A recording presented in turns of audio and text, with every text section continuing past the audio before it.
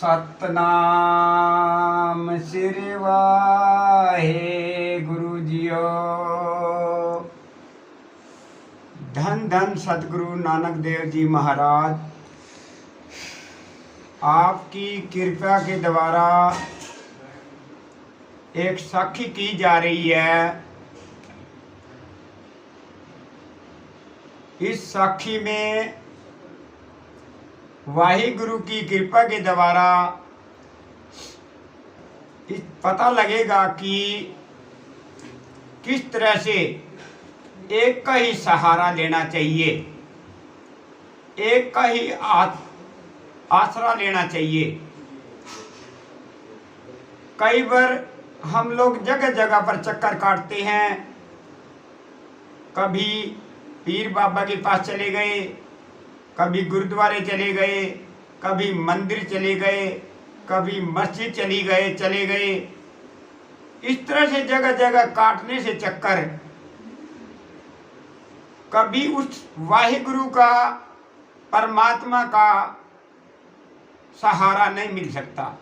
यदि हम एक का ही सहारा लेंगे तो हम जीवन में सफलता प्राप्त कर सकते हैं, क्योंकि मालिक एक ही है। जितने भी हमारे देवी देवता हुए हैं, उन सभी देवी देवताओं ने भी उस मालिक का ही सहारा लिया है, मालिक का ही आशीर्वाद लिया है, उस परमात्मा भगवान वाहिगुरु का ही आशीर्वाद लिया है। जितने भी महापुरुष हुए हैं, गुरु हुए हैं, उन्होंने भी उस मालिक का ही सहारा लिया है, एक का ही आसरा लिया है। तो इस साखी में ये बताया गया है, एक से एक का सहारा लेने से ही हम अपने जीवन में सफलता प्राप्त कर सकते हैं, वहाँ तक पहुँच सकते हैं जहाँ तक मालिक चाहता है, जहाँ तक जो है हम मालिक के दर्शन करना चाहते हैं। जिस रास्ते पर मालिक के आदेशानुसार हम चल सकते हैं, वो तभी हो सकता है जब एक का ही सहारा लिया जाए। इस साखी में ये सब कुछ बताया गया है। अब हम वाहिगुरु की कृपा के द्वारा साखी की शुरू कर रहे हैं। यदि वाहिगुरु की कृपा रही गई, ऐसी तरह रही गई, तो साखी हमारी ये अच्छी तरह से हो सकती है। तो उस वाहिगुरु की कृपा से साखी अब की जा रही है। एक राजा था, उसकी कोई भी औलाद नहीं थी, संतान नहीं थी। उसने बड़े प्रयास किए, बड़ी कोशिश की, हर एक जगह जगह चक्कर काटे, हर एक जगह गया, लेकिन औलाद संतान नहीं हुई। एक बार किसी ज्योतिषी ने, किसी महापुरुष ने कहा, राजन, यदि तुम चाहते हो कि मेरे घर औलाद हो जाए, संतान हो जाए, तो एक चारा है। उस राजन ने कहा, ज्योतिषी से क्या चारा है? उनने बताया, यदि कोई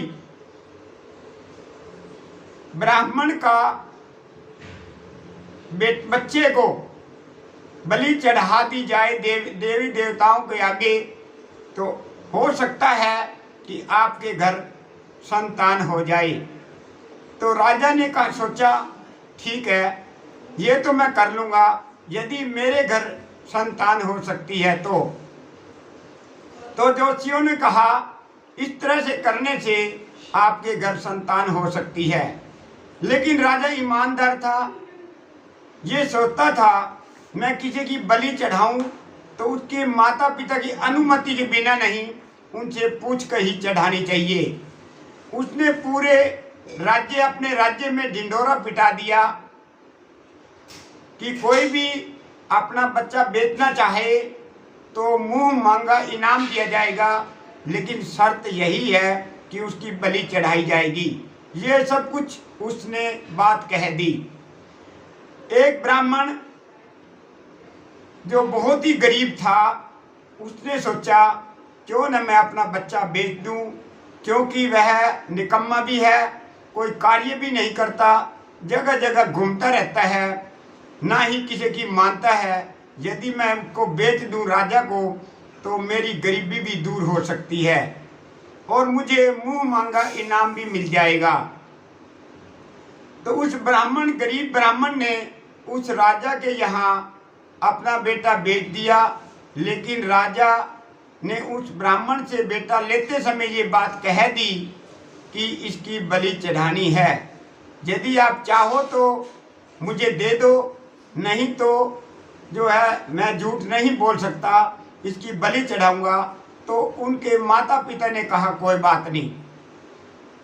मुंह मांगा उस ब्राह्मण को इनाम दे दिया और उस बेटे को ले लिया। कुछ दिन के बाद जैसे ही ज्योतिषियों ने बताया था, जिस दिन टाइम आया कि बलि चढ़ानी है, उस दिन उस राजा ने उस बच्चे को कहा, बेटा आज तुम्हारी बलि चढ़ानी है। देवी देवताओं के आगे जो कुछ आखिरी इच्छा है वह मुझे बता दीजिए कि आपकी आखिरी इच्छा पूरी कर दूं।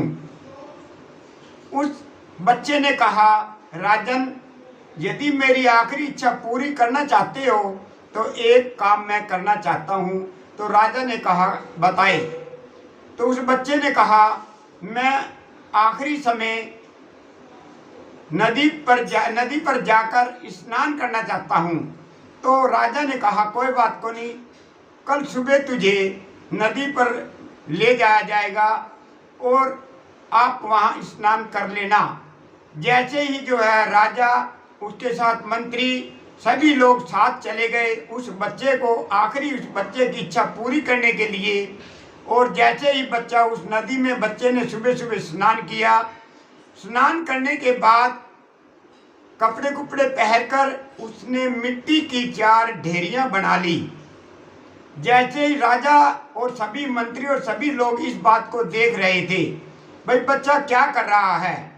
बच्चे ने जैसे मिट्टी की 4 ढेरियां बनाई, एक ढेरी को गिरा दिया, दूसरी को भी गिरा दिया, तीसरी को भी गिरा दिया, चौथी के आगे मत्था टेका और उससे प्रार्थना की, अरदास की, हे मालिक जैसी आपकी इच्छा हो, मैं आपका ही बच्चा हूँ, जैसा आपको अच्छा लगे वैसा ही मेरे साथ करना। ये बात जब देखी तो फिर मत्था टेक कर प्रार्थना कर कर उस डेयरी के आगे तो राजा को बोला, बच्चा चलो। तो राजा ने कहा, बेटा मुझे ये बताइए, आपने ना धोकर ये 4 ढेरियां बनाई थी मिट्टी की, 3 गिरा दी और एक के आगे मत्था टेका, सिर झुकाया, प्रार्थना की, ये क्या बात है, किस लिए बनाई। बच्चा ने कहा, राजन आप अपना काम कीजिए, मैंने अपना काम किया है, आपने इससे पूछने की क्या जरूरत है। राजा ने कहा, बेटा तुझे मैंने मोल खरीद रखा है, मैं जो भी कुछ चाहूँगा तुझे बताना होगा। जैसे ही बच्चे ने ये बात सुनी तो बच्चे ने कहा, मैंने 4 ढेरियां बनाई थी मिट्टी की। पहली ढेरी जो थी वह माता पिता की थी। जिस माता पिता ने अपने गरीबी दूर करने के लिए तेरे हवाले मुझे बेच दिया, वो मेरी क्या रक्षा करेंगे। दूसरी ढेरी मैंने तुम्हारी गिराई है, राजा की गिराई है।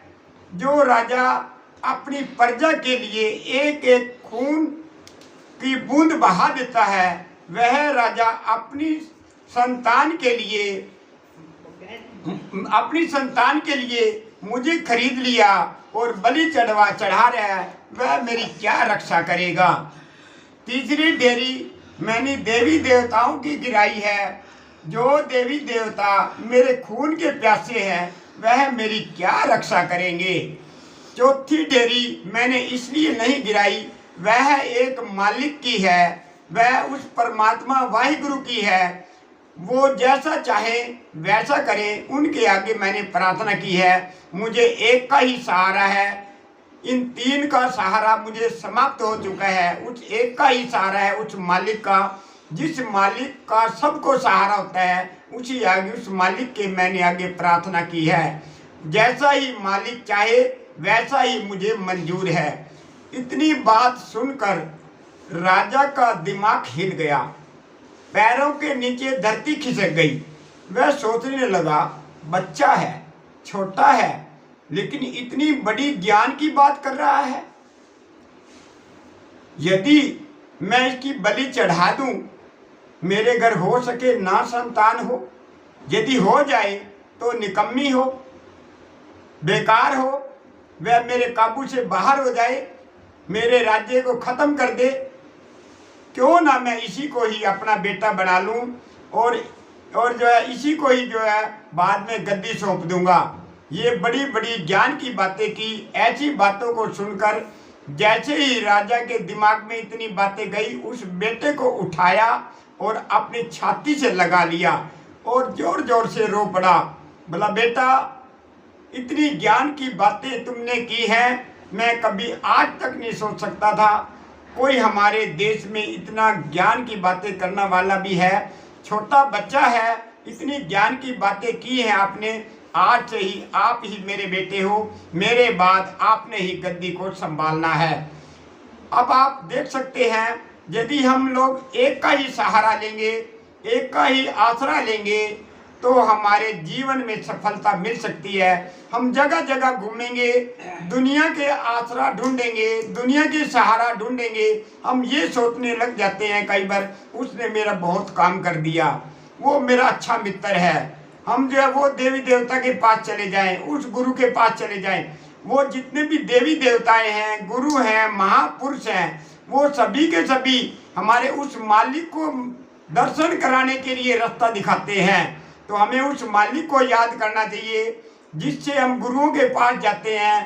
केवल इसलिए जाते हैं, वो गुरु माध्यम है और वो गुरु हमें उस मालिक को मिलाने के लिए वो मिलाते हैं हमें और हमें दर्शन करवाते हैं और हमें रास्ता दिखाते हैं। इसलिए हमें एक मालिक को याद करना चाहिए, उसी का सहारा लेना चाहिए और दुनियादारी के सहारे को छोड़कर उसी का यदि लेंगे तो हम अपने जीवन में बहुत ही ज़्यादा सफलता प्राप्त कर सकते हैं। वाहिगुरु जी का खालसा, वाहिगुरु जी की फतेह।